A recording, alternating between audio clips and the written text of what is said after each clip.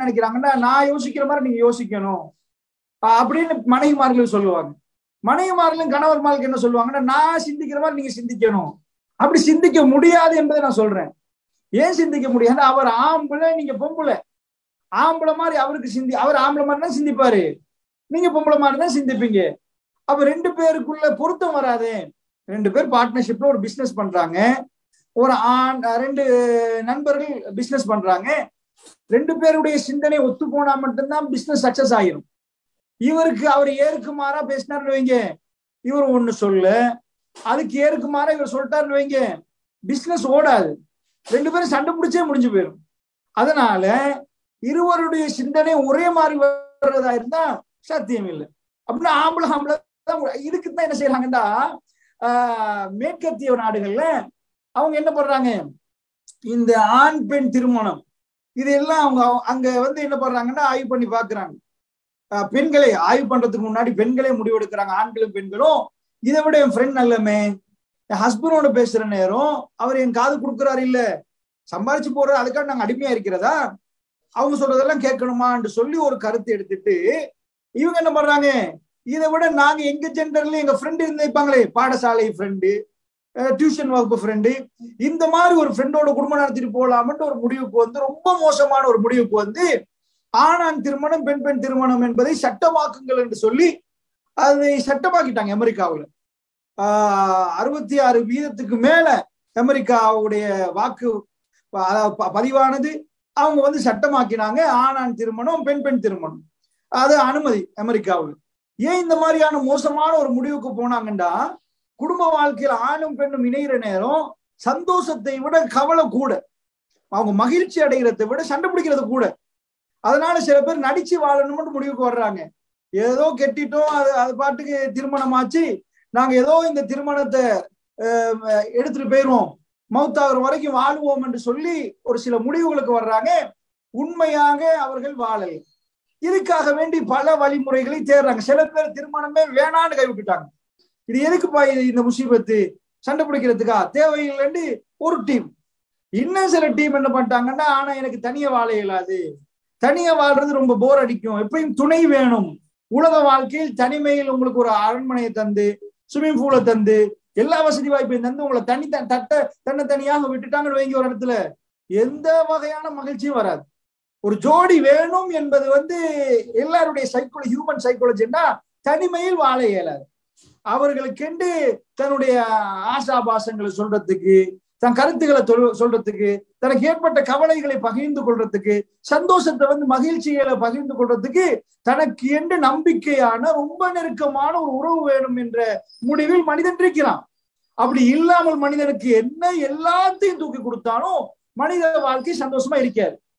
அப்ப என்ன பண்ணலாம் என்பதுக்காகத்தான் அப்ப எந்த மாதிரி துணையை தேடிக்கொள்ளலாம் அதைத்தான் யோசிச்சு பாக்குறேன். இந்த ஆண் பெண் ஒத்து வருவது இல்லை. ஏதாவது சொன்னா எடுக்க முடக்க பேசிடுறான், என்னை புரியுறாவே இல்லை. இது எக்கச்சக்கமான பிரச்சனைகள் உலகத்துல இருக்குது. இதனால டிவோர்ஸ், திருமணத்துக்காக வேண்டி அவங்க நிறைய காதலிச்சு 8 வருஷம் 10 வருஷம் காதலிக்கிறவங்க 6 மாசம் வாழ முடியாம போச்சு. 10 வருஷமாக நடித்தார்கள், 6 மாசம் நிஜ வாழ்க்கைக்கு வந்த பிறகு இவர் எதிர்பார்த்தாள் இல்லை, அவ சொல்லுவா, இவர் இல்ல அவர் சொல்லுவாரு, இவ இல்ல 10 வருஷத்துக்கு முன்னாடி இருந்தவ, வித்தியாசமா இருக்கிறாங்களேன்னு ரெண்டு பேருக்கும் என்ன பண்றாங்க, எங்களுக்கு இதுக்கு மேல வாழ இயலாது, எங்களை பிரிச்சு வைங்கன்னு அதாவது காலியார்ட்ட போய் எங்களை பிரிச்சு வைங்கன்னு வாங்க. இந்த மாதிரி ஒரு பிரச்சனை வருகுது. அதனால இதுக்கு என்னதான் நிஜமான தீர்வு? இந்த வாழ்க்கையில வாரவங்க அதிகமானவர்கள் சந்தோஷமான வாழ்க்கையில் இருக்கிறாங்கன்னா இல்ல, ரொம்ப ரொம்ப கவலையான ஒரு வாழ்க்கையில் இருக்கிறாங்க.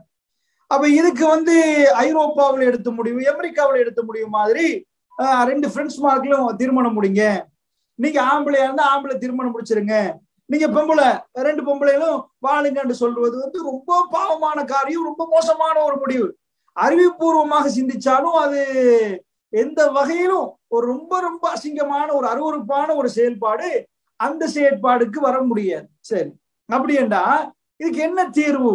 இதற்காக வேண்டி ஆய்வுகள் நடந்தது, இதற்காக வேண்டி பல்கலைக்கழகத்தில் பாடநெறிகள் உருவாக்கப்பட்டது, டிகிரிகள் கொடுக்கப்பட்டது, கவுன்சிலிங் யூனிட்கள் உருவாக்கப்பட்டது.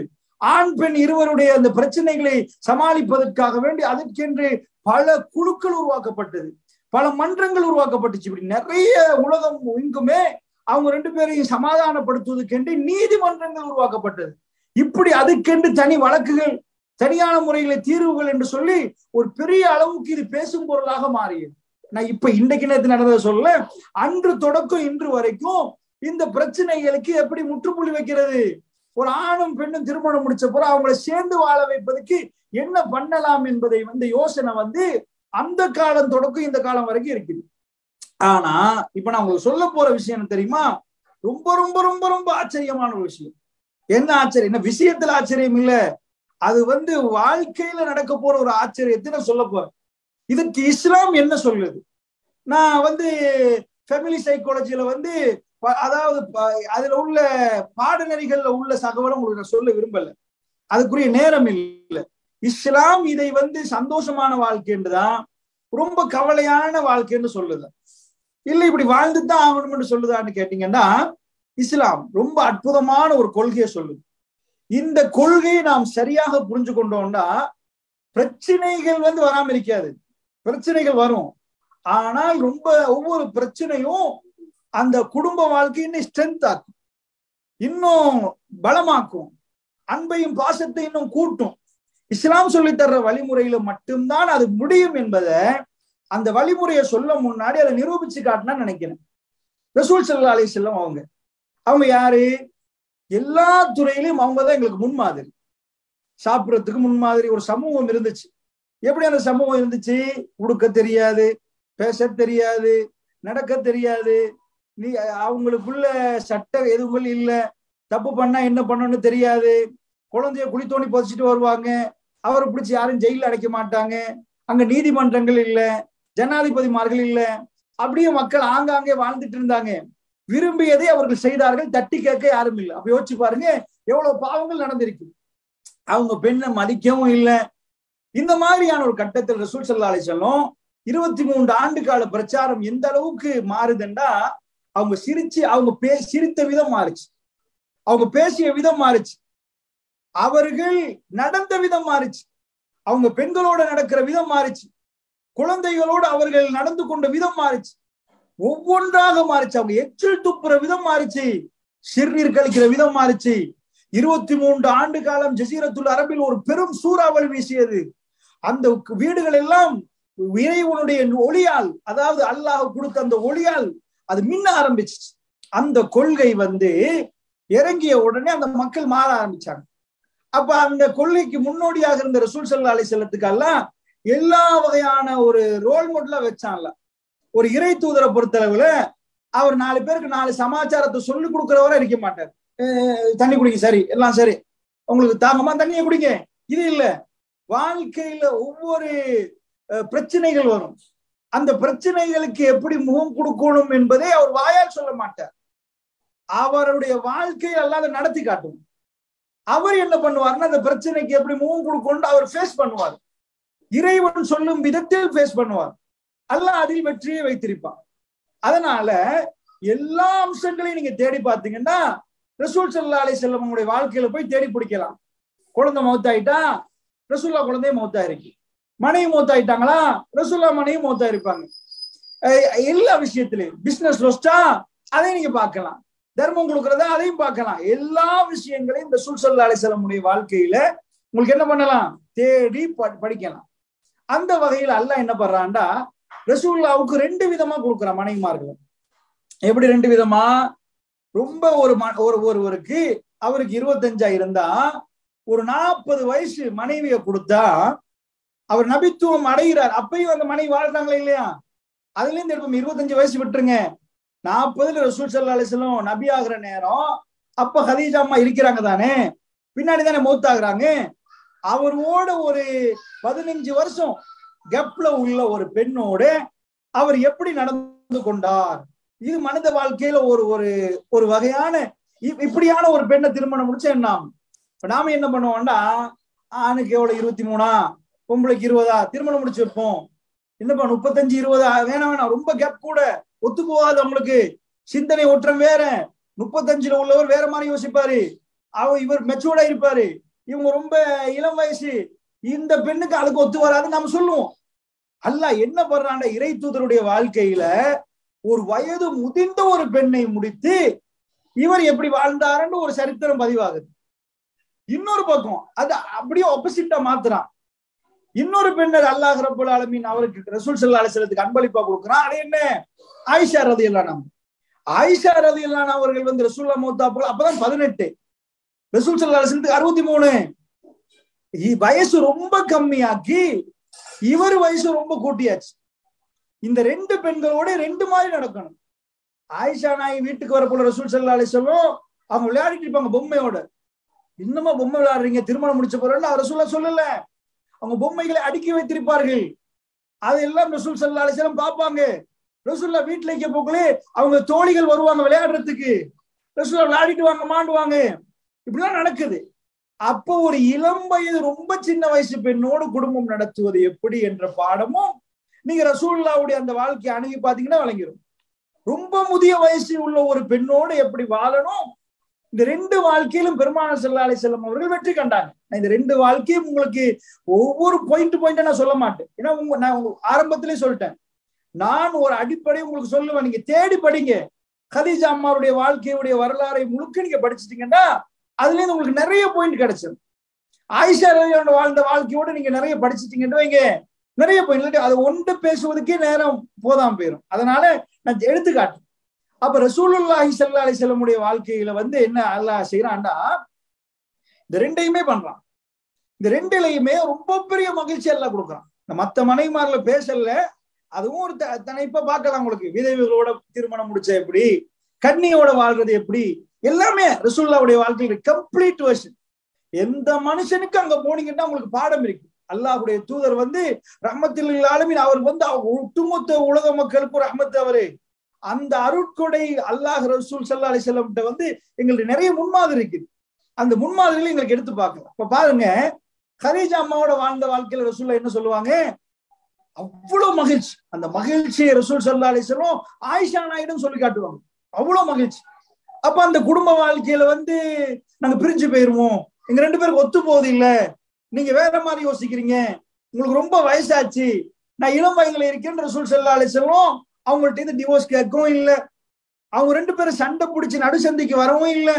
ரொம்ப ரொம்ப ரொம்ப பிள்ளைகளை பெற்றெடுத்து ரொம்ப ரொம்ப அமர்கலமான ஒரு வாழ்க்கையை வாழ்ந்தாங்க. அது எப்படி அப்படி வாழ்ந்தாங்க, உலகத்துல வந்து மனிதர்களை பொறுத்தல அவங்களோட கொஞ்சம் மெச்சாகி போன ஒரு ஆளோட வாழ்றாங்க. இப்படி முடிச்சு கொடுத்தா வாழ்றாங்களா எல்லாரும்? சரிப்பா, இந்த வாழ்க்கை ஓகே. அது எப்படி ஒரு ரொம்ப இளம் வயசு பெண்ணோடு ஒரு ரொம்ப ஒரு முதியவர், ஒரு 55 வயசுல உள்ளவர், ஒரு 12 வயசு ஒரு பெண்ணோட வாழ்றது என்பது லேசிப்பட்டது இல்ல. ஏன்னா இவர் சிந்தனை வேற, இவருக்கு நிறைய விஷயங்கள் இருக்கும், நிறைய யோசனைகள் ஓடும். இவங்க வந்து அவங்க வயசுக்கு மாதிரிதான் சிந்திப்பாங்க. இப்ப சின்ன பிள்ளைன்னு வைங்களேன், சின்ன புள்ள ஒரு டாய் வாங்கி கேட்குது, எனக்கு ஒரு ரேசிங் கார் வாங்கித்தாங்கன்னு கேட்டா, அந்த புள்ள வந்து ரேசிங் காரை தான் அந்த வயசுக்கு விரும்பும். அந்த புள்ளைக்கு போய் பென்ஸ் காரை வாங்கி கொடுக்க கூடாது. இல்லம்மா, ரோட்ல ஒரு 4 கோடி பென்ஸ் கார், நீ கேட்டதே 2000 ரூபாய் கார், நான் வாங்கி தரது 4 கோடி காருன்னா அந்த குழந்தை சந்தோஷப்பட நினைக்கிறீங்களா? புள்ள குழந்தையா இருந்தா, சின்னதா இருந்தா அதுக்கு ரேசிங் கார் ரிமோட்ல ஓட்டுறதா விருப்பமா இருக்கும். உங்க பணத்தால நீங்க கொண்டு போய் மாணிக்கங்களால எடுத்து அவங்களுக்கு ஒரு மாலை போட்டு கொடுத்தாலும் அது வெளிவ வராது. அந்த புள்ள ஒரு 25 வயசு ஆனா இப்ப ரேசிங் கார் வாங்கி கொடுக்க கூடாது, என்ன ரிமோட்ல ஓடுறது, அப்ப பென்ஸ் தான் பெருமதியா இருக்கு. அந்த வயசில் அது வயதுகள் தாண்டுகிற நேரம் தன் ஆசாபாசங்கள் மாறும், தன்னுடைய பார்வை மாறும். அப்ப ரொம்ப சின்ன வயசு ஆயிஷா ரலியல்லாஹு அவங்க விளையாடுற பருவம், அந்த பருவத்துல ஒரு பெண்ணோட ரசூல் ஸல்லல்லாஹு அலைஹி வஸல்லம் வாழ்றாங்கன்னா இந்த வாழ்க்கை ஒரு ஆளுக்கு வெற்றிகரமா முடிக்க முடியுமா இருந்தா, அந்த பெண்ணு வந்து கம்ப்ளைண்டே பண்ணாமல் இருந்தாங்கன்னா அவர்கிட்ட தான் நீங்க படிக்கணும். வேற எந்த பல்கலைக்கழகத்திலையும் படிக்க இயலாத குடும்பம்னா ஒரு பல்கலைக்கழகம். ரசூல் ஸல்லல்லாஹு அலைஹி வஸல்லம் எவ்வளவு பெரிய பல்கலைக்கழகம். இந்த மாதிரியான பெண்ணோடு நீங்க வாழணும் என்று நீங்க முடிவெடுத்தாலும் முன்மாதிரி அங்க இருக்குது. அதனால இன்னும் சொல்ல போனால் அந்த நான் ரெண்டு எடுத்தேன், வயது ரொம்ப கூடிய பெண், வயது ரொம்ப குறைந்த பெண். இந்த ரெண்டு பெண்கள் விஷயத்துல ரசூல் ஸல்லல்லாஹு அலைஹி வஸல்லம் முடிவு எப்படி இருந்துச்சு, வாழ்க்கையுடைய முடிவு அவங்களோட. ஏண்டா ஒரு ஆணோடு ஒரு பெண் வாழ்வதற்கு நிறைய விஷயங்கள் இருக்கு. அதுல முக்கியமா பொருளாதாரம் கம்மியாச்சுன்னு வைங்க, எந்த பெண்ணும் தாங்க மாட்டான். திருமணத்துக்கு முன்னாடி பல விஷயம் சொல்லுவா, இல்லாட்டியும் பரவாயில்ல, ஏதாவது பரவாயில்ல, சமாளிச்சுட்டு போயிருவோம். ஆனா பிள்ளைகள் என்று பெருகி வர்ற நேரத்துல பொருளாதாரத்துக்காக வேண்டி அவ என்ன செய்வா, அவற்காக வேண்டி இல்லாட்டும் குடும்ப செக்யூரிட்டியா இருக்கணும், பிள்ளைகள் படிக்கணும், கட்டாயம் பொருளாதாரம் வேணும் என்று நிற்பாங்க. நான் கேட்கிறேன், ரசூல் ஸல்லல்லாஹு அலைஹி வஸல்லம் ஆயிஷா ரலியல்லாஹு அன்ஹா வாழ்ற நேரத்துல ஒரு நபி இறுதி நேரத்துல அத்தனையும் கொடுக்கணும், எல்லாத்தையும் தர்மம் பண்ணிடுவாங்க. ஏன்னா ஆயிஷா ரலியல்லாஹு அன்ஹா வீட்டுல வந்து வெறுமையா இருக்கு. ரசூல் ஸல்லல்லாஹு சொல்றாங்க, ஒரு நாள் மௌத்தாகிறதுக்கு 2 நாட்களுக்கு முன்னாடி நினைக்கிறேன், வீட்டுல ஒரே ஒரு பொருள் இருக்குது மீதமா, அது மட்டும் பேலன்ஸ் ஆயிட்டு ஞாபகம் வந்து அவசரமா அதை கொடுத்துருங்கன்றாங்க. ஆயிஷா, அதை வைத்துக் கொண்டு நான் எப்படி அல்லாஹ்வை சந்திப்பது? அல்லாஹ் எனக்கு தந்ததுக்கு நான் எல்லாத்தையும் கொடுக்கணுமா இல்லையா? அவன் பாதையில் அத்தனையும் கொடுத்து விட்டு அவனை சந்திக்கணும்னு நினைக்கிறேன்டா. எந்த பெண் இதை வீட்டுல ஒண்ணுமே இல்லாத அளவுக்கு அத்தனையும் அல்லாஹ்வுடைய பாதையில கொடுத்ததுக்கு பிறகு ஒரு மனைவி அந்த கணவனை விரும்புறாங்களா இருந்தா அவங்க சொத்துக்காக வேண்டி ஆசைப்படவே இல்லை, இவர் செல்வத்துக்காக வேண்டி மயங்கி வாழலன்னு வழங்குது. அப்ப இவர்கிட்ட என்னமோ ஒன்று இருக்க போய் தான் அந்த பெண் அதையும் தாங்குறாங்க. சாப்பாடுக்கு வழி இல்லை, அடுப்பு பூனை படுக்குதுன்றாங்க. அந்த அளவுக்கு அதாவது சாப்பிட வழி இல்லாம அஸ்வதான் 2 கருப்புகள், அதாவது ஈச்சப்படவும் தண்ணியை குடிச்சு வாழ்க்கையை கழிக்கிறாங்க. இப்படி எல்லாம் இருக்கிற நேரமும் குடும்ப வாழ்க்கை மகிழ்ச்சியா ஓடுதுண்டா, இப்படி எல்லா சொத்தையும் கொடுத்து செல்வத்தையும் கொடுத்து அரண்மனை மாதிரி ஊடையும் கொடுத்து கணவன் மனைவிக்கு வாழ முடியாம நடுசந்தியில நாறுது அவ்வளவு சண்டை பிடிக்கிறாங்களா இருந்தா இவங்கள்ட்ட ஒண்ணுமே இல்லையே. ஆனா என்ன இருந்துச்சு? பள்ளிக்கு போன அசான் சொல்லுவாங்க, ரசூல் ஸல்லல்லாஹு அலைஹி வஸல்லம் ஆயிஷா முத்தம் கொடுத்துட்டு தான் போவாங்க. அவங்க சொல்றாங்க, என்னுடைய கணவர் அல்லாஹ்வுடைய தூதர் என்னை முத்தம் தந்து விட்டு தான் போவாங்க. அது சொல்ல வெக்கப்படவும் இல்லை. அவங்க அந்த குடும்ப வாழ்க்கையோட மகிழ்ச்சிய அவங்க சொல்றாங்க ஓப்பனா, என்னை பெருமானார் முத்தம் தந்து விட்டு தான் தொழுகைக்கு போவார்கள், என்னோட இப்படி இருப்பாங்க. நான் ஹைலாக இருந்தா என்னை என் மடியில சாஞ்சு என் மடியில படுத்துக்கொண்டு ரசூலுல்லாஹ் குர்ஆன் ஓதுவார்கள். எப்படி ஒரு, அதாவது ரசூலுல்லாஹ்வுடைய வாழ்க்கை அவங்களுக்கு எத்தனை வயசு, அவங்க ரொம்ப வேதனை நிக்கிற நேரம் பக்கத்திலேயே வந்து அவங்க மடியில சாய்ந்து குர்ஆன் ஓதுறாங்கடா. நான் ஹைலாக நிற்பேன், நான் இறைச்சியை கடித்த இடத்தை பார்த்து ரசூலுல்லாஹ் கேட்டு கடிப்பார்கள் அப்படின்றாங்க ஆயிஷா நாய். என்னோட அவ்வளவு பிரியமாக நின்றாங்க. அல்லாஹ்வுடைய தூதர் பாருங்க, எல்லாத்தையும் கொடுத்துட்டு அவங்க லாஸ்ட பாருங்க, சக்கராத்து வேலை. ஒரு மனிதன் வந்து சக்கராத்து நேரத்துல வந்து உட்கார்ந்துட்டு இருக்க மாட்டான். உட்கார்ந்து இருப்பதுக்கு கூட கஷ்டமான நேரம், ரொம்ப வேதனை இருக்கும். தான் எங்க இருக்கிறோம், தான் பெட்ல படுக்கிறோமா, கீழே படுக்கிறோமா, பிலோல படுக்கிறோமான்னு தெரியாது. அந்த நேரத்துல ரசூலுல்லாஹ் லாஸ்ட் மூமெண்ட்ல ஆயிஷா நாய் மடியை சூஸ் பண்றாங்க. பொதுவா வந்து வீட்டுல வந்து சும்மா உட்கார நேரம் கணவன் மடியில மனைவி உட்காருவாங்க. அப்படி உட்கார வழக்கங்கள் ரொம்ப கம்மி. சில வேளை உட்கார்ந்து இருப்பாங்க, அதுவும் மரண வேலை இல்ல, மனைவி உட்கார்ந்து கொண்டிருக்கிற நேரம் கணவன் வந்து மடியில உட்கார்றாரு, பிள்ளைகள் மடியில உட்காரும். இன்னைக்கு வீட்டுல கணவன் மனைவி அப்படி உட்கார்ந்து அது வேற மாதிரி பார்ப்பாங்க, என்ன ஒய்யாயிரம் சமைக்கிறாரு அப்படின்னு நினைப்பாங்க. ஆனா இஸ்லாம் என்ன சொல்லுது, அவங்க பல விதமா உட்கார்ந்து இருந்ததுனாலதான் கடைசி மூமெண்ட்ல உட்காரலாம். ஆயிஷா நாய் ரசூலுல்லாஹ் மடியில வச்சு கொள்றாங்க, மடியில வைத்து கெட்டி பிடிக்கிறார்கள். இது கல்யாணம் முடிச்சு 1ஆவது நாள் 2ஆவது நாள் பார்க்கலாம், ஒரு மோட்டர் சைக்கிள்ல போற நேரம் அப்படி எல்லாம் இருப்பாங்க. ஆனா ரசூல் ஸல்லல்லாஹு அலைஹி வஸல்லம் வாழ்க்கையோட முடிவு எப்படி என்ற சக்கராத்துல எந்த உணர்வும் இல்லாம இருக்கும். அந்த நேரத்தில் ஆயிஷா ரலியல்லாஹு அன்ஹா அவர்கள் வந்து மடியில வைத்து தன் கணவனை அரவணைத்து அவர் ரசூல் ஸல்லல்லாஹு அலைஹி வஸல்லத்துக்கு ஓதி ஓதி தடாவுறாங்க ஆயிஷா ரலியல்லாஹு அன்ஹா. இந்த அன்பை வந்து உலகத்தில் நீங்கள் எங்கேயுமே பார்க்கிறீர்கள்.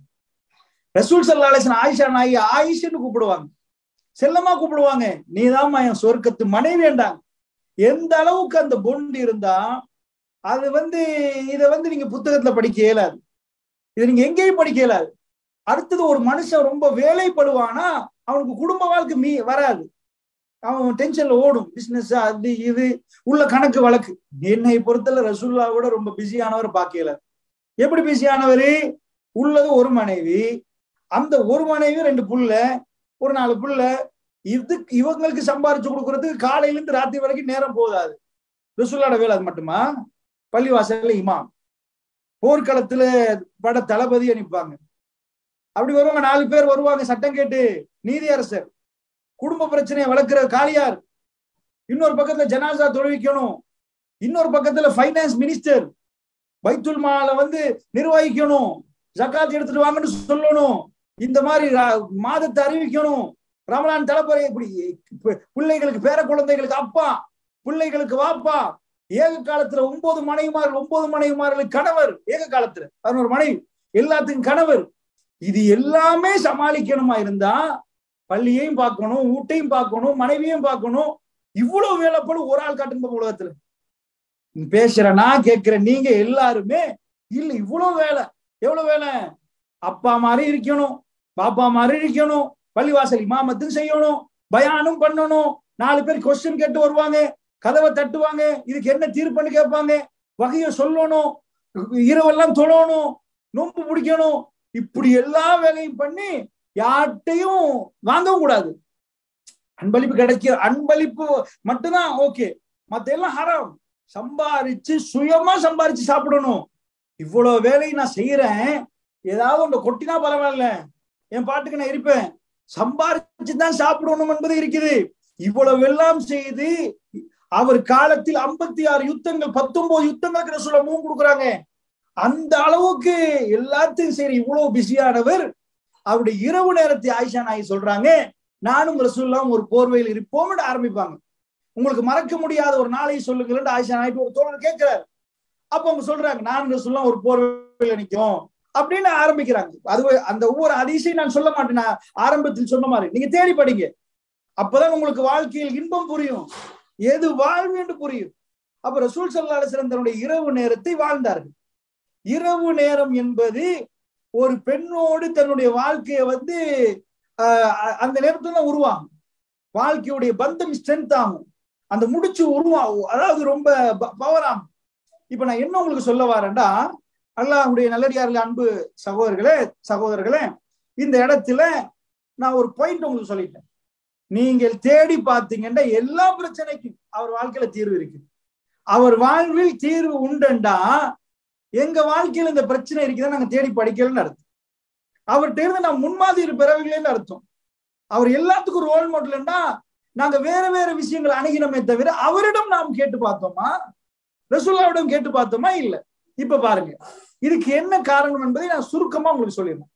ரசூல் ஸல்லல்லாஹு அலைஹி வஸல்லம் வாழ்க்கையில இப்படி நிறைய இருக்குது. அவங்க வந்து ஓடினது, ஆயிஷா நாயுடு விளையாடினது, இப்படி நிறைய இருக்குது. நான் அதை எதையுமே தொடவில்லை. உங்களுக்கு தெரியும், நல்லா வாழ்ந்தார்கள் என்பதை தெரியும். அதுக்கு ஒரு பெரிய ஆதாரம் தான் இறுதி நேரம் என்பதை நான் காட்டிட்டேன். சரி, இப்ப பார்ப்போம். ரசூல் ஸல்லல்லாஹு அலைஹி வஸல்லம் அவருடைய இந்த மகிழ்ச்சியான வாழ்க்கைக்கு என்ன காரணம் என்று கேட்டீங்கன்னா, நான் ஒன்றொண்டா சொல்லிட்டு வரும்.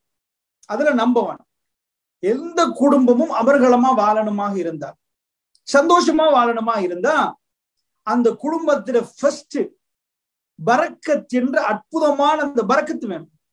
பரக்கத்துனா என்ன? அன்னமா ஒரு ஜியாதா. பரக்கத் என்று சொல்றது வந்து அது தொட்ட இடத்தெல்லாம் பெருகிட்டே போகும்.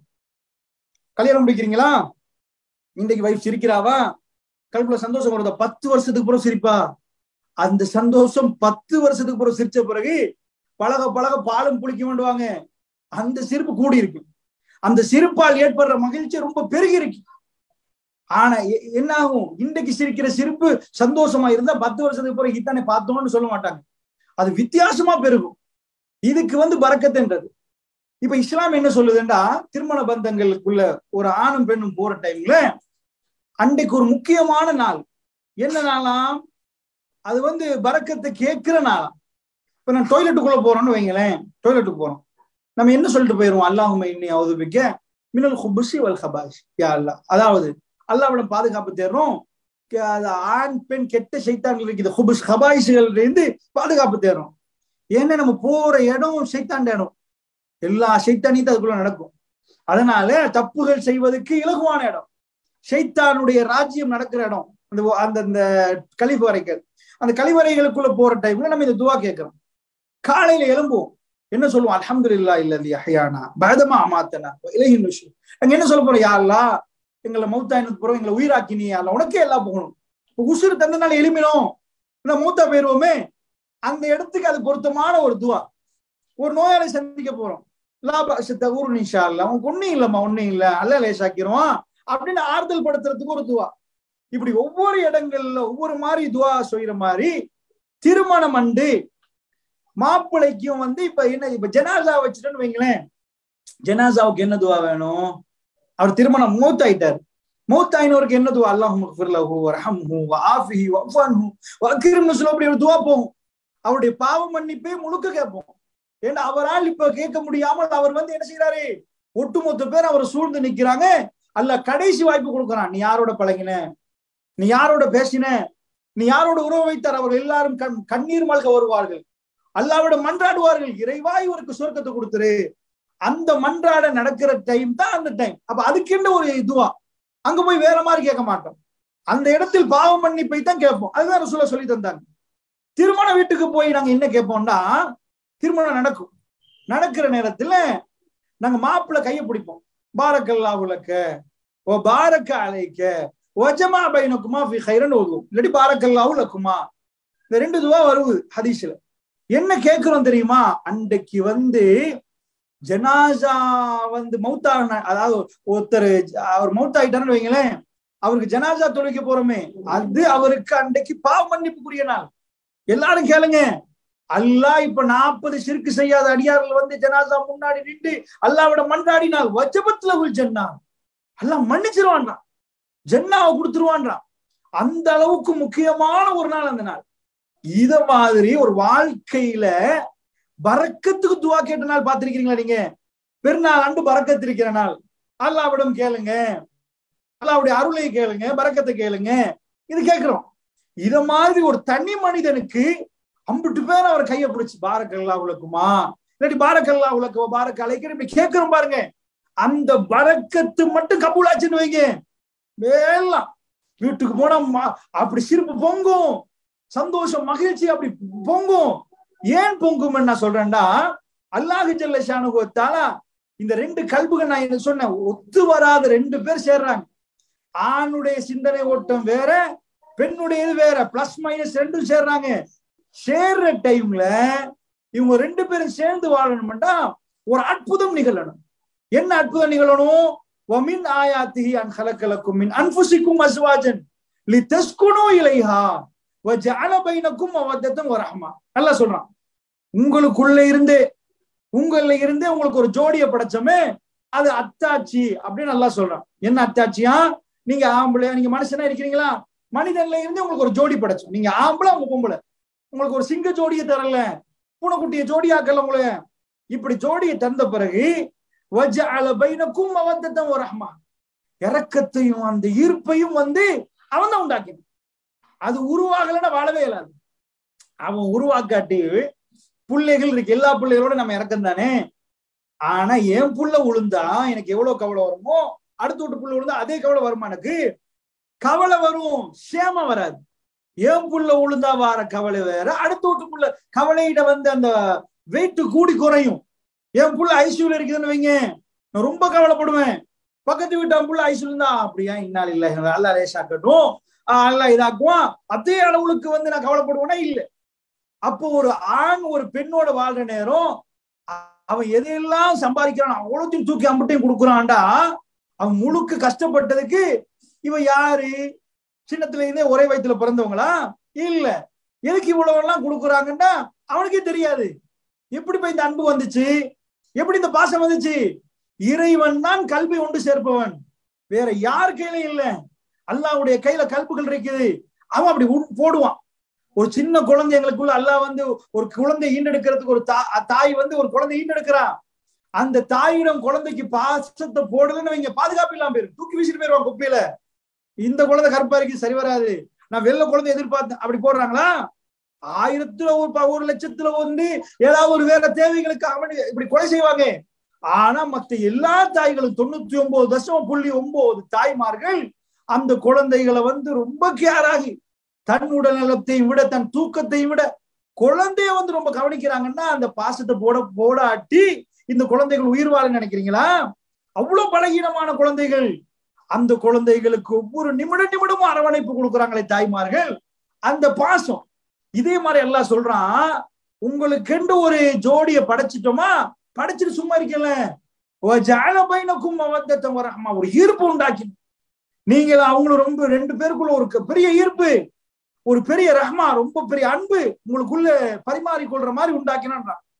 இந்த அன்பும் பாசமும் கூடணுமா இருந்தா பரக்கத்து வேணும். எதுக்கு பரக்கத்து வேணும்? வீட்டுல பரக்கத்து வந்து சேர்ந்துட்டுன்னு வைங்க, அன்பு கூடும், பாசம் கூடும், மகிழ்ச்சி கூடும், மகிழ்ச்சி பொங்கும், விட்டு கொடுப்புகள் வரும். ரொம்ப ரொம்ப ரொம்ப ரொம்ப அற்புதமான வாழ்க்கையா போயிடும். எங்க பரக்கத்து இல்லையோ அங்க ஒரு நரக வாழ்க்கையை எதிர்பார்க்க. நீங்க என்ன மாதிரி கவுன்சிலிங் எடுத்தாலும் அங்க வாழ இயலாத ஒரு சிச்சுவேஷன் வரும். நான் ஏன் உங்களுக்கு சொல்றேன் தெரியுமா? பிரச்சனைகளுக்கெல்லாம் சொல்யூஷன் எங்க இருக்குது? திருமணம் முடிக்கிற நேரம் முஸ்லிம் சமூகம் இந்த பரக்கத்தை எதிர்பார்த்து தான் நிக்காவுடைய வைபவத்தை செய்யறாங்களா? நிக்கா வந்து அப்படித்தான் நடக்குதா? எப்படி நிக்கான்னு வரப்போக்குள்ள எப்படி வரும்? எங்க எடுக்கிறது, எவ்வளவு பெருசா எடுக்கிறது, எந்த கூட்டல் ஆட்டம் பாடல் இது எல்லாம் போட்டு நீங்க என்ன கொடுக்குறீங்க, உங்களை மாதிரி ஒரே ட்ரெஸ் கூட்டல கொடுக்குமா? இந்த மென்டாலிட்டி தான் வருவதே தவிர எங்க பிள்ளைக்கு துவா செய்ய மக்கள் வருவாங்களா? அந்த துவா கபூல் ஆகிற அளவுக்கு இருக்கணுமே, அவங்க வந்து மனப்பூர்வமா கேட்கணுமே, அதை அவங்களுக்கு ஞாபகப்படுத்தணுமே. இன்றைக்கு உங்களுக்கு பரக்கத்துக்குரிய நாள் வாப்பா, அந்த பெண்ணுக்கு போய் உங்களுக்கு பரக்கத்துக்குரிய நாள், எல்லாரும் கையை பிடிச்சு வாழ்த்துங்க, அல்லாஹ்விடம் நிறைய கேளுங்க. இந்த பரக்கத்து குழந்தைகளுக்கு அந்த பரக்கத்து வரும், அவங்க சந்ததிகளுக்கு அந்த பரக்கத்து வரும். அல்லாஹ் அந்த பரக்க கபூல் ஆகினா என்ன வாழ்க்கை எங்க போகும்னு நினைக்கிறீங்க? இந்த மாதிரி தான் நான் வாழ்க்கையை தொடங்க விட்டோமா? எங்க முஸ்லிம் சமூகத்துல திருமணத்துக்கு 6 மாசத்துக்கு முன்னாடியே பிளான், காடை எப்படி அடிக்கிறது, எவ்வளவு என்னென்ன பணக்காரனை கூப்பிடுறது, எங்க ஃபங்க்ஷன் அவருக்கு செகண்ட் ஆகக்கூடாது. எங்க ஃபங்க்ஷனை வந்து அவர் பார்த்துட்டாருன்னா ஊர்ல நடத்தின ஃபங்க்ஷன்ல பெஸ்டா இருக்கணும். மாப்பிள்ளை இந்த மாதிரி ட்ரெஸ் கோடு, மனைவி தப்பு சொல்லல, நீங்க ஹலாலான முறையில் எது அனுமதி அதை செய்யுங்க. இதில் கண்ணும் கருத்துமா இருந்தீர்களா? உங்க குழந்தைகளை வந்து திருமணம் முடிச்சு கொடுக்குற நேரம் பரக்கத்து தான் முக்கியம். அதுக்கு தான் இந்த ஸ்பெஷல் நாள், இதைத்தான் நம்ம வேண்டணும். நீங்க அல்லாட்ட துவா கேளு, தொழுந்து துவா கேளுங்க. இது இன்னைக்கு உங்களுக்கு பரக்கத்துக்குரிய நாள், எல்லாரும் உங்களுக்கு வந்து பரக்கத்துக்கு செய்வாங்க, துவா கேட்பாங்கன்னா நிக்காவுக்கு மக்களை அழைச்சமா, அவங்களுக்கு இதை ஞாபகப்படுத்தினோமா, இந்த இடத்தை அவங்க தவற விடாதீங்க, அவர் கட்டாயமா துவா செய்யுங்கன்னு சொன்னோமா, இன்றைக்கு கபூல் ஆகினால் அவருடைய மன வாழ்க்கை அப்படி மகிழ்ச்சியா பொங்கும் என்று சொல்லி கொடுத்தோமா? இல்ல. இதையெல்லாம் செய்யாம எவ்வளவு ஆடல் பாடல்களோட எவ்வளவு ஆடம்பரமாக என்ன மாதிரி எல்லாம் அல்லாஹ் மறக்கலுமோ அவ்வளோத்தையும் செஞ்சு போட்டு ஒரு 4 கிழமை ஒரு 4 மாசம் கழிச்ச பிறகு பாத்தீங்களா புள்ள சேருறாங்க இல்ல, ஒழுங்கா இல்ல, அவங்களுக்குள்ள பிரச்சனை, இப்ப என்ன பண்றது, டிவோர்ஸ் தான் பண்ணணும்ன்ற மாதிரி வர்றீங்களே, திருமணத்தை இவ்வளவு ஆடம்பரமா எடுத்தீங்களே, அன்றைக்கு நீங்க இதை மறந்தீங்க பாத்தீங்களா? இப்ப தலை குனிகிற நேரம் ஒன்றுக்கு ஒன்று 2 பேர் 2 குடும்பத்துல திட்டி இது பண்ணி ஏன்னு கேட்கிறேன். திருமணம் முடிக்கிறதுக்கு ரசூல் ஸல்லல்லாஹு அலைஹி வஸல்லம் எல்லாத்துலயும் முன்மாதிரி என்ன? அவங்க போட்ட கண்டிஷன் துன்கவுல் மரத்துலி அர்பை லிமாலிஹா. ரசூல் ஸல்லல்லாஹு அலைஹி வஸல்லம் 4 காரணங்களுக்காக பெண்கள் திருமணம் முடிக்க போறாங்க. சொத்து செல்வத்துக்காக வேண்டி, வலி ஹசபிஹா, அவங்க வந்து அதாவது சில பேர் என்ன பார்ப்பான், இந்த குடும்பத்துல முடிச்சோம்னா 1 நைட்லயே பணக்காரன் ஆயிரலாம், பெரிய கோடீஸ்வரன் ஆகலாம் அப்படின்னு நினைச்சிட்டு அந்த சொத்து செல்வங்கள் உள்ள அவங்களை முடிக்க பார்ப்பாங்க. அப்ப ஒரு நாளைக்கே பெரிய பெரிய ஆளா பேருமே அந்த ரீசன். சில பேர் என்ன பண்ணுவாங்கன்னா, ஊர்லயே பெரிய ஃபேமிலி, அந்த ஃபேமிலியில போய் நாம வந்து சேர்ந்துட்டோம்னா எங்களுக்கு தாராளமா மதிப்பு கிடைக்கும். இந்த ஆஜியார் ஃபேமிலியில மருமகன் வந்திருக்கிறாரு, அதனால என்ன பண்ணுவாங்க, அந்த ஃபேமிலியை சூஸ் பண்ணுவாங்க. இன்னொரு சொல்ல வலி ஜமாலிஹா, சில பேர் அவ்வளவு அழகா இருப்பாங்க, அந்த மாதிரி அழகான பெண்ணை கண்ட உடனே இந்த அழகுதான் வாழ்க்கைன்னு சொல்லி போட்டு முடிப்பான். ரசூல் ஸல்லல்லாஹு சொல்றாங்க வலி தீனிஹா, தீனுக்காக வேண்டி முடிப்பாங்க, அந்த பெண்ணை பற்றி முடிக்கின்றாங்க.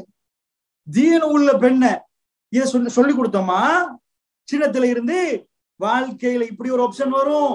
இன்னைக்கு நீ ஒரு பெண்ணை பார்த்து பசந்துக்கு முடிச்சாண்டா நாளைக்கு அதை விட இன்னொரு அழகான பெண் வருவா, நீ மாத்திருவ. இதை விட அவ பசந்த, இவ கண்ணை விட அந்த கண் நல்லா இருக்குது, இவன் மூக்கு விட அந்த மூக்கு நல்லா இருக்குது, மாத்திருவீங்களே. தீன் மாறாது, தீன் மாறாது, மத்த அத்தனை மாறும். ரசூல் வலி தீனியா, தீனுக்கு முடிங்க. சின்னத்துல இந்த தீன் தீனன்னு சொல்லி வளர்த்தீங்களா? இல்ல, என்ன காட்டினோம் நாங்க? ரசூல் ஸல்லல்லாஹு அலைஹி வஸல்லம் சுன்னாவை குழி தோண்டி புதைத்து விட்டு குடும்ப பிரச்சனை குடும்ப பிரச்சனைன்னா எங்க பிரச்சனை? முதல் பிரச்சனை அங்க ஆரம்பிக்குது. எங்களுக்கு என்ன, நாங்க விரும்பின மாதிரி வாழல நினைக்கிறீங்களா? ரசூல் ஸல்லல்லாஹு அலைஹி வஸல்லம் அவர்கள் வாழ்க்கைக்கு எல்லாத்தையும் சொல்லி தந்தாங்க. மகிழ்ச்சி பொங்கணுமா, சிரிப்பு பொங்கணுமா, நீங்க முடிக்கிறது யாரா இருந்தாலும் பரவாயில்ல, நல்லா வாழணுமா, அவன் இறக்கணும் பரக்கத்து. அவன் இறக்கணும், ரிஸ்க்ல பறக்கத்து இறக்கணும், குழந்தைகளை பறக்கத்து இறக்கணும், வீட்டுல ஒவ்வொரு நிமிடம் அந்த பறக்கத்து வரணும், மலக்குமார்கள் வீட்டுக்கு வரணும். அப்படி ஒரு வாழ்க்கை வேணுமா? இந்த செட்டிங்க பண்ணாம இதுல எல்லா தப்பையும் பண்ணியாச்சு. பண்ணி போட்டு இப்ப கவுன்சிலிங் பண்ணுங்க, ஃபேமிலி கவுன்சிலிங் பண்ணுங்கன்னா என்ன பண்றது, யாருக்கு பண்ண, எங்க திருத்துறது, எந்த மாற்றத்தை நோக்கி போறோம்? நம்ம முஸ்லிம்கள் எங்களுக்கு என்று ஒரு தலைவர் இருக்கிறார், அவர் அருமையாக வழிகாட்டிருக்கிறார். அந்த வழியில் போனால் மகிழ்ச்சி பொங்கும் என்று அதை நான் சொன்னேன். நான் நிறைய உங்களுக்கு என்ன செய்ய மாட்டேன், இப்படித்தான் வாழணும்னு சொல்ல மாட்டேன். நீங்க தேடி படிக்க, அப்பதான் உங்களுக்கு ரொம்ப இன்பமா இருக்கும். அதையும் நான் தனியா பேசிதான் இருக்கேன், யூடியூப்ல தேடி பார்த்தா விளங்கும். அல்லாஹ்வுடைய நல்லடியார்களே, அது ஒரு பாயிண்ட். அதனால நாம் தவற விட்ட இடங்களை சுட்டி காட்டுறேன். இதற்கு பிறகு இதை கேட்கக்கூடியவர்கள் உங்களுக்கு இன்றைக்கும் பரக்கத்தை கேட்கலாம். அல்லாஹ் ரப்பனா ஹபலனா மின் அஸ்வாஜினா வ ஸுர்ரியாத்தினா குர்ரத அய்னி வஜஅல்னா லில் முத்தகீன இமாமா. அல்லாஹ்ட்ட கேளுங்க. ஏன்னா கல்புகள் அல்லாஹ்ட்ட இருக்குது. நீங்க போய் எந்த கலையை படிச்சு குடும்பத்தை சமாளிக்கல. ஆனால் இந்த ரெண்டு விதமா சிந்திக்கிற இந்த ரெண்டு உள்ளமும் ஒன்று சேரணுமா? ஒன்று சேரணுமா இருந்தால் அல்லாஹ்ட பரக்கத்து வரணும் என்பதை சொன்ன மாதிரி அல்லாஹ்ட இன்னொரு துவா அல்லாஹ் எங்களுக்கு சொல்லி தர்றான். அல்லாஹ்வே நமக்கு துவா சொல்லி தரான். எப்படி கேட்கணும் தெரியுமா? ரப்பனா, என்னுடைய ரப்பே, ஹபுலனா, எனக்கு கிஃப்டா தந்திரியா அல்லாஹ். கிஃப்டா கேட்கிறோம், ஆத்தினான்னு கேட்கல, எங்களுக்கு தான்னு கேட்கல. ஹபுலனா, எங்களுக்கு ஒரு கிஃப்டா தாயா அல்லாஹ், மின் அஸ்வாஜினா, எங்க மனைவிமார்கள் இருந்து எங்களுக்கு கிஃப்ட் தான். எது? குர்ரத்தாயும், எங்க கண்கள் குளிர்ச்சி ஆகிற அளவுக்கு அவங்கள பார்த்தாலேயே கோபம் வர்ற மாதிரி, விருப்பு வர்ற மாதிரி, இவர்களோட எதுக்குத்தான் இந்த சனியன் என்று சொல்ற மாதிரி இல்லாம அந்த மகிழ்ச்சி, அவங்கள பார்த்த உடனே ஒரு சக்கீனா, ஒரு அமைதி, ஒரு மகிழ்ச்சி, அந்த வீட்டுக்குள்ள நுழையிறதுக்கு ஒரு மகிழ்ச்சி கேட்கிறோம். குர்ரத்தாயின் கண் குளிர்ச்சியை தந்துரு. கண் குளிர்ச்சி என்பது கண் குளிர்ந்துரும் என்ற என்ன அர்த்தம்? அவ்வளவு சந்தோஷம். அவ்வளவு ரசூல் ஸல்லல்லாஹு அலைஹி வஸல்லம் தொழுகையில கண் குளிர்ச்சி இருந்துச்சு, அவ்வளவு சந்தோஷம் இருந்துச்சு. அப்ப அதை கேட்கிறான்ல, விளங்குச்சா? எங்க முத்த அவங்களுக்கு இமாமா ஆக்கிரியால, தலைமை இதை தந்திரியாலான்னு கேட்கிறோம். அப்ப இதுதான் உலக வாழ்க்கையில ரொம்ப முக்கியமான. இது நாங்களாக 100% இல்ல இப்படித்தான் பேசணும், இப்படித்தான், அதையும் நான் சொல்லியிருக்கிறேன். அதுகளை நான் பெருசுபடுத்தல. அதாவது வாழ்க்கையில இந்த மாதிரி நடங்க, மனைவி இப்படித்தான் கணவன் அண்டர்ஸ்டாண்ட் பண்ணி பேசணும், கணவன் இப்படித்தான் மனைவியோட பேசணும் அப்படின்னு ஒரு பகுதி இருக்குது. ஆனா அது எல்லாமே உண்மையாக அவர்களுக்குள்ள ஒரு அன்பும் பாசமும் வந்து விட்டால் அவர்களுக்கு இதெல்லாம் சொல்லிக் கொடுக்க தேவையில்லை. அவங்க எல்லாம் இடத்துக்கேற்ப பேசுவாங்க. இப்ப கணவர் பேசினா சரியில்லை, அவர் மனசு உடைஞ்சு போயிருவாரு, அதை அவங்க திங்க் பண்ணுவாங்க. எப்ப திங்க் பண்ணுவாங்க? அந்த மவத்தாவும் ரஹ்மாவும், அந்த ஈர்ப்பும் அந்த இறக்கமும் வந்தா அது நடக்கும். அப்ப அதனால ரொம்ப முக்கியமான ஒரு மேட்டர் தான் இந்த மேட்டர். அல்லாஹ்விடம் நிறைய துவா கேட்கும். சரி, அடுத்த முக்கியமான மேட்டர் என்னன்னா, குடும்ப வாழ்க்கை ஸ்ட்ரென்த் ஆகணும்னா இரவு வாழ்க்கை ஸ்ட்ரென்த் ஆகணும். அது என்ன நான் சொல்றேன், ரெண்டு பேர் ரெண்டு மாதிரி சிந்திப்பாங்க. இந்த ரெண்டையும் ஒற்ற ஒரு க்ளூ, ஒரு கம் இருக்குதுன்னு கேட்டீங்கன்னா அதுதான் இரவு வாழ்க்கை.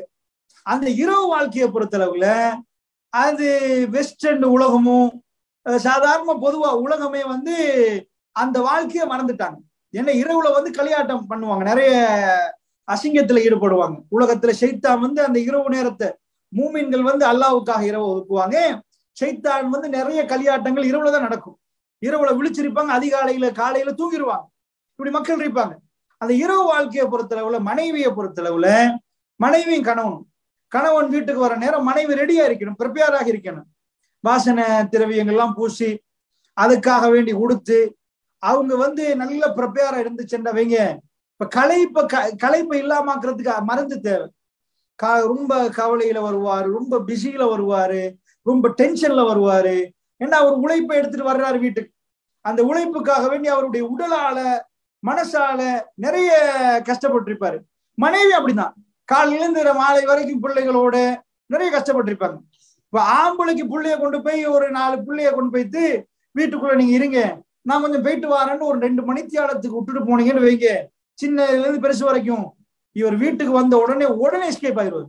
பைத்தியமே பிடிச்சிச்சு, இதை விட நான் 2 4 ஹவருக்கு ஒர்க் பண்ணிட்டு வரேன், 8 ஹவருக்கு நான் கடையில நின்று ஒர்க் பண்றேன், 3 ஹவர் இது பெரட்டிலேயே எடுத்துச்சு என்ன போட்டு ஏழாது. ஒரு ஆண் எவ்வளவுதான் சைல்ட் சைக்காலஜி படிச்சாலும் என்னத்தை படிச்சாலும் அது மனைவிக்கு அல்லாஹ் கொடுத்தது. அவங்க பெண்கள் பிள்ளைகள் விஷயத்துல சலிப்பு தட்ட மாட்டாங்க. அவங்க 8 மணித்தேரம் 10 மணித்தேரம் பிள்ளைகளோட நிற்பாங்க. இது 4 தடவை தொண அழுந்துச்சுன்னா ஆம்பளைக்கு தாங்கலாம் போயிரும்.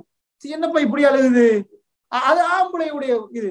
அப்போ பெண்களோட ரோலை செய்வாங்க, ஆண்கள் என்ன செய்வாங்க, அவங்க வெளியில போய் அதுக்குரிய ஆயத்தங்கள் எல்லாம் கொண்டு வருவாங்களா. இவங்க 2 பேரும் களைப்பு அடைஞ்சிருப்பாங்க. அப்ப சூரியன் மறைகிற நேரம், இரவு ஆரம்பிக்கிற நேரம், அவங்க 2 பேருக்கும் ஒவ்வொரு நாளும் ஒரு மகிழ்ச்சி அல்லாஹ் வச்சிருக்கணும். அந்த இரவு என்பது, இருட்டு என்பது அவர்கள் இருவருக்கும் ஒரு மறைவு, அவங்க இருவரும் வாழக்கூடிய நேரம், அதான் வாழ்க்கை. இந்த 2 பேருடைய கருத்தும் ஒரு ரோட்ல போகணுமா இருந்தா இல்லறம் அவர்களுக்கு இனிக்கணும். இல்லறம் கசப்பா போச்சுன்னு வைங்க, இல்லறமே இல்ல. அதிகமா கொழும்புகள் இன்னைக்கு முஸ்லீம் வீட்டுகள்ல பார்த்தோம்னா ராத்திரி 12 மணி கதவை தட்டுவாங்க. தெருவுல உட்கார்ந்து நின்று பேசி, கடை தெருவுகள்லாம் ராத்திரி 10, 11, 12க்கு வீட்டுல உள்ள பெண்களும் நாடகம் அது இதுன்னு பார்த்துட்டு அவங்க அசந்து அங்கால தூங்கிடுவாங்க, இவங்க தூங்கிடுவாங்க. குடும்ப வாழ்க்கை இல்ல, எப்ப பார்த்தாலும் பிரச்சனை, எப்ப பார்த்தாலும் பிரச்சனையும் சண்டையும் சச்சரவுமா இருப்பாங்க. அப்ப மெயின் விஷயம் என்னன்னா, இந்த 2 பேர் சிந்தனை உண்டு ஆகணுமா இருந்தா அவங்க 2 பேருடைய இல்லறம் இனிக்கணும். இல்லறம் இனிக்கணும்னா இல்லறத்துக்கு தூண்டணுமா இல்லையா? களைப்புல வந்தவன் அப்படியே சில வேளை தூங்கிடுவான், இவன் தூங்கிடுவான். அப்படி தூங்காம இருக்கணும்னா மூட் மாறணுமா இருந்தா அதுக்கான ஒரு ப்ரிப்பேரேஷன் நடக்கணும். ஆம்பளையும் பெண்கள் அவங்களுக்கு எப்பயுமே விருப்பமானது என்ன, நல்லா அழகா உடுக்கிறது, தன்னை அலங்கரிக்கிறது பெண்களுக்கு ரொம்ப விருப்பம். ஆண்களுக்கு சாப்பிடுறது விருப்பம்னு சொன்ன ஆல்ரெடி. அப்ப அது மாதிரி பெண்கள் தன்னை அலங்கரிச்சுட்டே நின்றாண்டா இந்த வந்த ஆணுக்கு சிந்தனை மாறும், தன் மனைவியோட ஒரு ஈர்ப்பு உண்டாகும், அவனுக்குள்ள ஒரு வித்தியாசமான சிந்தனை வரும். அவன் எல்லா வேலையும் தூக்கி ஒரு பக்கத்துல வச்சுட்டு அந்த தொப்பியை தூக்கி கீழே வச்சுட்டு தன் மனைவியோட அவன் ஒரு சின்ன புள்ள மாதிரி நடந்து கொள்ள ஆரம்பிப்பான். ஒரு குட்டி போட்ட பூனை மாதிரி சுத்த ஆரம்பிப்பான், செல்லமா பேச ஆரம்பிப்பான், வார்த்தைகள் மாறும், மனைவி வார்த்தை மாறும். 2 பேரும் இந்த இரவை நல்லா கழிக்கிற நேரம் அடுத்த நாள் காலை அவர்களுக்குள்ள இன்னொரு ஸ்ட்ரென்த் வந்துடும். அவங்க 2 பேருடைய குடும்ப வாழ்க்கை பொண்டாயிரும். இதான் சித்தாந்தம். இது இஸ்லாம். ரசூல் ஸல்லல்லாஹு அலைஹி வஸல்லம் யுத்தம் முடிஞ்சு வருவாங்க, ஒரு ஆள் அனுப்பிடுவாங்க. மதீனா நெருங்குற நேரம் பெண்களை தயாராகுங்க, கணவர்மார்கள்லாம் வர்றாங்க. இதை சொல்றாங்க, எதுக்கு சொல்றாங்க தெரியுமா? அரபு பெண்கள் ஒரு புகை வசன், ஒரு புகை இருக்குது, அந்த புகையை தலையில ஏத்துவாங்க. கடுமையான ஒரு வாசம், இந்த மல்லிகைப்பூ போடுற மாதிரி ஒண்ணு போடுவாங்களே, இது மாதிரி அந்த புகையை ஏத்துவாங்க அரபி பெண்கள். பேத்தினா அது ரொம்ப அந்த ரசூல் ஸல்லல்லாஹு சொல்றாங்க, இஷா தொழுகைக்கு அந்த புகையை பிடிச்ச பெண்கள் வந்துடாதீங்க, எங்களோட தொழுகைக்கு வராதிங்க, இந்த அவ்வளவு மணக்கும். அந்த மாதிரி பெண்கள் தொழுகைக்கு கலந்து கொள்ளாதீங்கன்றாங்க. அந்த புகையை ஏத்தினா இந்த பெர்ஃபியூம் மாதிரி ஒரு புகை, அந்த மாதிரி அவங்க ரெடி ஆகுவாங்க கணவர்மார்கள். இதை ரெடி ஆக்குறதுக்கு யாரு மெசேஜ் அனுப்புறன்னு ரசூலா சொல்றாங்க. வந்துட்டாங்க, ரெடியா சொல்லுங்க, ஜிஹாது முடிஞ்சு வர்றாங்க, மாப்பிளமார்களை சந்தோஷப்படுத்துங்கன்னு மனைவிமார்களுக்கு ரசூலா மெசேஜ் சொல்றாங்க. இன்றைக்குள்ள பள்ளியில சொன்னா என்ன ஆகும், தேவை எந்த நிர்வாகிக்குன்னு கேட்பாங்க. அப்ப என்ன நடப்புண்டா, வீடுகள்ல இது ஐரோப்பியா இது கொள்கை, எங்கேயோ ஓட்டைகளை வைத்துக் கொண்டு நாம் வேற தீர்வு தேடுறோம். எங்க ஓட்டை, எது வாழ்க்கையோ அதெல்லாம் இல்லாம ஐரோப்பாவிலேயே ஆண் திருமணம் பெண் திருமணம் ஆச்சு. அவர்களுக்குள்ள கட்டுப்பாடு இல்லாம போச்சு. நானா நீயான்னு கேட்டாங்க, நான் சொல்றது நீ கேட்கணுமா, நீங்க சொல்றதுக்கு நான் கேட்கணுமான்னு கேட்டாங்க. இந்த கேள்வியே வராது இரவு இல்லறம் ஒழுங்கா இருந்தா. அது ஒழுங்கான முறையில் இனித்தால் அந்த கொஸ்டின் வராது. ஆணும் பெண்ணும் மற்ற மிருகங்களை பார்க்கல நீங்க, அவங்க குடும்ப வாழுது, ஒவ்வொரு மிருகமும் வாழுதா இல்லையா, அதுக்குள்ளே ஆண் பெண் வச்சுதானே இருக்கிறான்ல. அந்த ஆண் பெண் இருவரும் சேருவதற்கான அந்த இல்லறத்தை இஸ்லாம் தனியா பேசு, அது தனியா பேசுது. அதுல அத தனியா நீங்க படிச்சு பார்க்கணும். தனியான முறையில ஒரு கணவன் மனைவி 2 பேரும், அதுக்கு எவ்வளவு சப்போர்ட். ரசூல் ஸல்லல்லாஹு அலைஹி வஸல்லம் திருமண நேரம் பெண்களை அலங்கரிச்சு அவங்க தன் மகளுக்காக ரசூல்லா விருப்பி செய்யறாங்களே, அதுல நான் திருமணம் முடிக்கிறது பாப்பா உண்மை இல்ல, பாத்திமா ரலியல்லாஹு அன்ஹா திருமணம் முடிச்சு கொடுக்க ரசூலுல்லாஹ் விருப்ப செய்யறாங்க. என் மனைவியின் மகள் சந்தோஷமா வாழ்றதுக்கு எந்த வாப்பாவும் செய்யாத வேலையில் ரசூல் ஈடுபடுறாங்க. அம்மா இல்லையே, அவ்வளவு தன்னுடைய மகளோட இரக்கம் ரசூல் ஸல்லல்லாஹு அலைஹி வஸல்லம். அப்ப அவ்வளவு இஸ்லாம் என்ன செய்யுது, பெண்ணை அன்றைக்கு அழகா உடுப்பாட்டு சொல்லுது. அதாவது கணவனுக்காக பெண்ணை தயாரிப்பு புகார்ல பார்க்கலாம் பாடத்தை. அந்த நாள் அமர்கலமாக்குது. அவ்வளவு சந்தோஷமா அவங்க 2 மனங்களும் ஒன்று சேர நேரம் ரொம்ப ரொம்ப ரொம்ப அழகா ட்ரெஸ் பண்ணி, ரொம்ப ஈர்ப்பா ட்ரெஸ் பண்ணி, இப்படி எல்லாம் இருக்குது. இதெல்லாம் நீங்க தனியா படிக்கணும். இப்படி எல்லாம் இஸ்லாம் வழிகாட்டுது. இஸ்லாம் வழியை விட்டு விட்டு அதாவது வேற சமூகத்தில இருந்து நாம என்ன செஞ்சோம், இரவல் வாங்க ஆரம்பிச்சோம். அவங்க பூட்டின இஷ்டாது மாதிரி, அவங்க போடுற சாப்பாடு மாதிரியும், அவங்கள மாதிரி உடுக்கணும் எல்லாம் எடுத்துட்டு குடும்ப வாழ்க்கையில மன மகிழ்ச்சி தேடினா வருமா? இது கிடைக்கும்னு நினைக்கிறீங்களா நீங்க? இஸ்லாத்தை மறந்து விட்டு நாம் ஒரு அமர்கலமான வாழ்க்கை எதிர்பார்க்கிறோம்னா ஷைத்தான தரமாட்டான். அவன் சைட்ல போனீங்கன்னா உங்களுக்கு எப்ப மகிழ்ச்சி கிடைக்கும்? அதனால் அல்லாஹ்வை அஞ்சி வாழ்ந்தால் ஏழ்மையில் உங்களுக்கால் முடியுமான அளவுக்கு நீங்க இருந்தீங்கன்னா அவன் உங்களுக்கு சந்தோஷமான வாழ்க்கையை தருவான். அப்ப அதனால இது ஒரு முக்கியமான விஷயம். அடுத்தது என்னன்னா, அர்ரிஜாலு கவ்வாமூன அலன் நிஸா, பெண்களை நிர்வகிக்கிறவங்க ஆண்கள் தான் நிர்வாகி. அவ பெண்ணு படிச்சிருந்தா, டாக்டரா இருந்தா, மாப்பிள்ளை கண்டக்டரா இருந்தா, அப்ப மனைவி தான் விட்டு ஆட்சி செய்யணுமாண்டா? இல்ல, ஆம்பளை தான் நிர்வாகி. நீ அதை விட கூட படிச்சிருந்தாலும், டிகிரி எடுத்திருந்தாலும், பிஹெச்டி முடிச்சிருந்தாலும், அவர் ஸ்கூலே போகாம இருந்தாலும் அவர் ஹஸ்பண்ட், நீங்க வைஃப். வீட்டுல ஒரு தலைமை அதிகாரி யாருன்னு கேட்டீங்கன்னா கணவனை தான் கொடுக்கணும். அதுக்கு படிப்பு தகமைகள் எல்லாம் பார்த்து, ரொம்ப பெரிய அறிவாளி எல்லாம் பார்த்து, அவங்க என்ன குவாலிபிகேஷன் எல்லாம் பார்த்து கொடுக்கறது இல்லை. அந்த தகமையை அல்லாஹ் சொல்றான். இது ஒரு பெண்ணிடம் அது வரணும். எப்படி வரணும்னா, இஸ்லாம் வந்த உடனே ஒரு பெண்ணுக்கு தெரியும். இப்ப நாம சாதாரணமா பள்ளிவாசலுக்கு போறோம். பள்ளிவாசல் நிர்வாகி என்ன செய்வாரு, தர்ம கருத்தை எழும்பி ஏதாவது சொன்னார்னு வைங்க, நம்ம கட்டுப்படுவோம். ஏன் கட்டுப்படுறோம்? பள்ளிவாசல் அவர் தான் தலைமை நிர்வாகியா போட்டிருக்குது.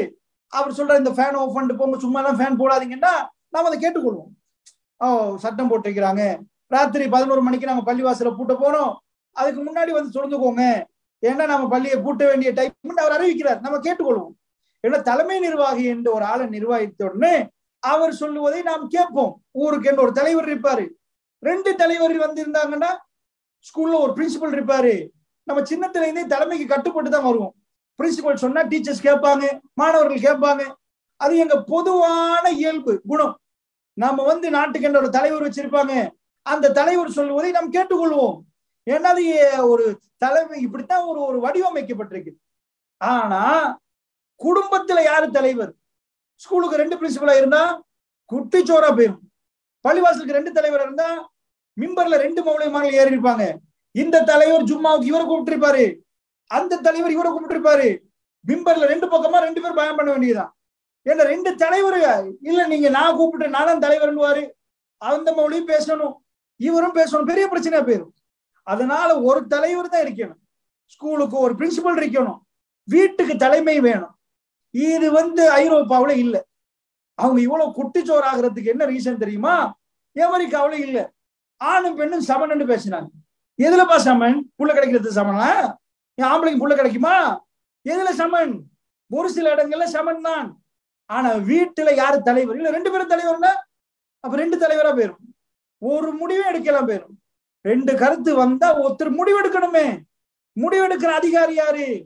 இது எல்லாத்தையும் விட்டுட்டு இது வராட்டி இப்ப சும்மாவே பிரச்சனை வருமா? அத நான் ஆரம்பத்துல சொன்னது. இந்த இடத்தில் ஒரு பெண் கட்டுப்பட்டு போகாட்டி, ஒரு ஆண், அதாவது ஆண் என்பவர் எல்லா வகையிலும் நான் தனிச்சுதான் முடியும் அப்படி இல்லை. அந்த அன்பும் பாசமும் என்ன நடக்கும்னா, அந்த கணவன் மனைவி 2 பேருக்குள்ள ஒரு சர்வாதிகாரி மாதிரி ஆண் நடக்க மாட்டாரு. அதை இல்லறம் அவரை பேலன்ஸ் பண்ணிடும். அவருக்கு நிறைய அன்பு கொட்டுற டைம்ல பரவாயில்லையாமா அவரு கேட்பாரு, அவரு பெண்ணிடம் அனுமதி கேட்பாரு சில இடங்கள்ல. அது இல்லற அதை பேலன்ஸ் பண்ணும். ஆனா முடிவெடுக்கிற அதிகாரத்தை பெண் ஆண்கள்ட்ட கையில தூக்கி கொடுத்துருவா. இதெல்லாம் ஆட்டோமேட்டிக்கா நடக்கும். ஒரு இஸ்லாம் உள்ளுக்குள்ள வந்துட்டு வைங்களேன், அது ஒட்டோவா நடக்கும்.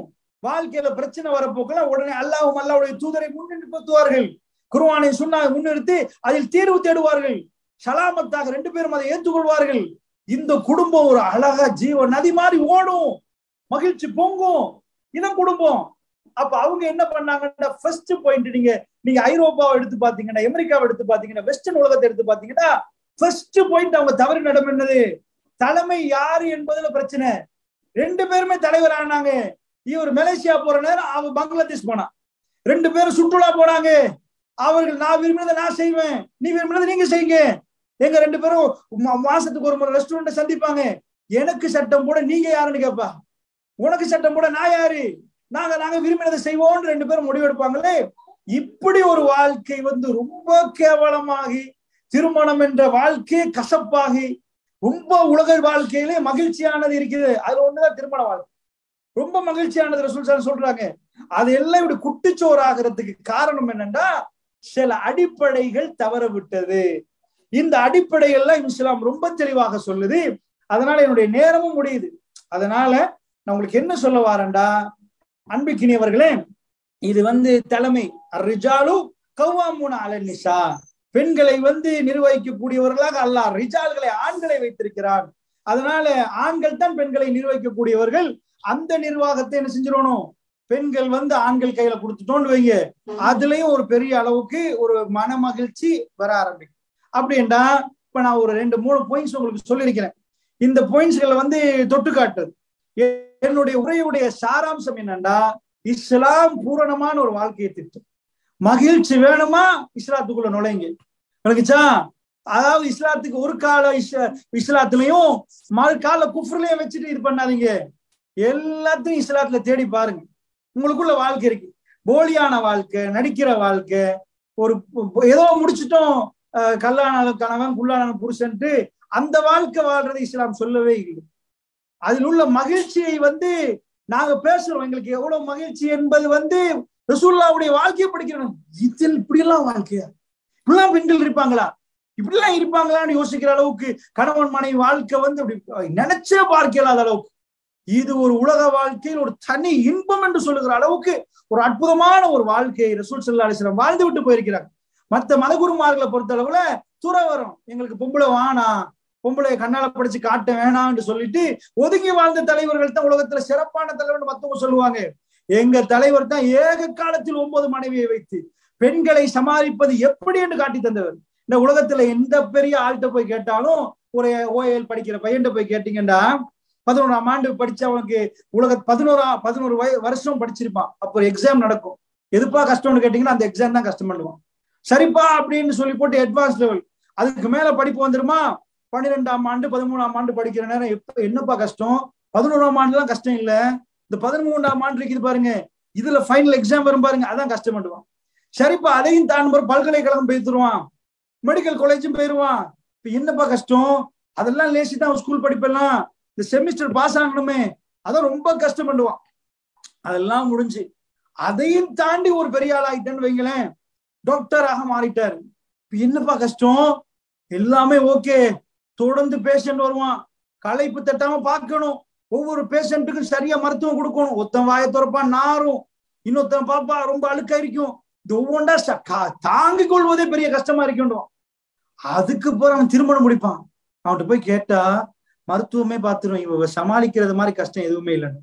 நான் ஏன் உங்களுக்கு சொல்றேன் தெரியுமா, ஒரு ஆண் பெண்ணை சமாளிப்பது, பெண் ஆணை வாழுவதே பெரிய கஷ்டமா போனா, ஏக காலத்தில் 9 மனைவியை வைத்து அவ்வளவு வேலையும் சரியாக செய்து சிறப்பாக முடித்த என்னுடைய தூதர் ஸல்லல்லாஹு அலைஹி வஸல்லம் அவரிடம் இதை விட வேற யாரிடம் முன்மாதிரி கேட்பது, வேற எந்த பல்கலைக்கழகத்தில் பாடம் நடப்பது? அல்லாஹ்வுடைய தூதரிடம் ரொம்ப பெரிய அழகான முன்மாதிரி இருக்கிறது. இந்த முன்மாதிரிகளை எடுக்கிறதுக்காக வேண்டி ஒரு அழைப்பாகத்தான் இந்த நிகழ்வை நான் அமைக்கிறேன். தேடி படிங்க, நிறைய ஹதீஸ்களை நீங்க தேடினா, வல்லதீன ஜாஹது ஃபீனா லநஹ்தியன்னஹும் சுபுலனா, நீங்கள் வந்து முயற்சி எடுக்கிற நேரம் அல்லாஹ் வழிகளை திறந்து தருவான், அல்லாஹ் கட்டாயமா மகிழ்ச்சி ஆக்கிடுவான். எங்களுடைய பிள்ளைகளுடைய வாழ்க்கையை, குழந்தைகளுடைய வாழ்க்கையை, அவர்களை வந்து சரியான முறையில அந்த ரூட்ல கல்யாணம் முடிக்கிற டைம்ல அவங்களை வந்து அந்த பரக்கத் என்ற அந்த மன மகிழ்ச்சியோட வாழக்கூடிய அந்த வாழ்க்கையை வந்து அவங்க வாழ்றதுக்கான அந்த ஏற்பாடுகளை, முன்னேற்பாடுகளை இப்ப இருந்தே சொல்லி, எங்க பக்கத்து வீட்டாரோ யாரோ திருமணம் முடிக்கிற நேரம் இந்த பரக்கத் என்ற என்னென்ன பாடத்தை அவங்களுக்கு எடுத்து அதுதான் வாழ்க்கையில் உள்ள மகிழ்ச்சி என்ற அந்த விஷயத்தை நீங்க சொல்லி கொடுப்பீங்க. அல்லாஹ் ஜல்ல ஷானஹு வ தஆலா எனக்கும் உங்களுக்கும் ரொம்ப மகிழ்ச்சியான ஒரு வாழ்க்கையை தந்தருள் புரிவானாக. என் பேச்சில் உள்ள பிள்ளைகளை அல்லாஹ் மன்னித்தருள் புரிவானாக. அஸ்ஸலாமு அலைக்கும் வரஹ்மத்துல்லாஹி.